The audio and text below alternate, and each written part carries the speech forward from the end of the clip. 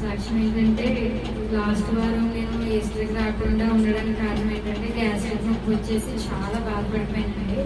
నొప్పి అయితే చాలా విపరీతంగా మంచం నుంచి శనివారం మధ్యాహ్నం పడుకున్న నేను లేవనివ్వకుండా అసలు మందిరానికి రానివ్వకుండా చాలా నొప్పి అయితే అసలు తగ్గనివ్వకుండా వచ్చిందండి. డాక్టర్ గారి దగ్గరికి వెళ్ళిన మందులు ఏమి పనిచేయమమ్మా, నీకు ఇంజక్షన్లో చేయాలని చెప్పేసి నరాలకు ఇంజక్షన్ చేశారండి, 4 ఇంజక్షన్లు. ఈ ఇంజక్షన్ తగ్గితేనే రేపు పొద్దున్న ఏమైనా నేను చేయగలనమ్మా, ఈ ఇంజక్షన్ తగ్గకపోతే నేను ఏం చేయలేను అన్నారండి డాక్టర్ గారు. తగ్గితేనే నీకు మెడిసిన్ రాస్తాను, లేదంటే స్కానింగ్ తీసి గాలిగడ్డలు స్టోన్స్ ఉన్నాయేమో చూడాలమ్మా, నొప్పి తగ్గకపోతే. ఆల్రెడీ నేను శనివారం ఇంజక్షన్స్ చేసాను, తగ్గలేదు.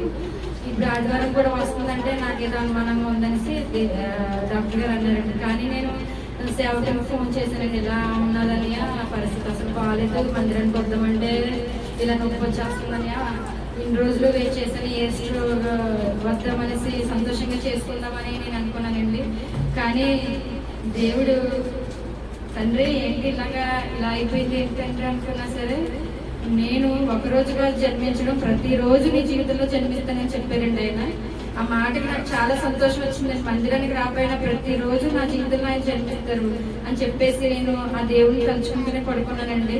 మరుసటి రోజు నొప్పి ఏమీ లేకుండా ఇంకా డాక్టర్ గారు మందులేమి వద్దమ్మా, నొప్పి తగ్గిపోయింది, గాలిగడ్డలో ఇంకా స్టోన్స్ ఏమి లేనట్టున్నా గ్యాస్ నొప్పి అనుకుంటాను చెప్పేసి దేవుడు అంత అద్భుతంగా నేను స్వస్థపరిచాడు.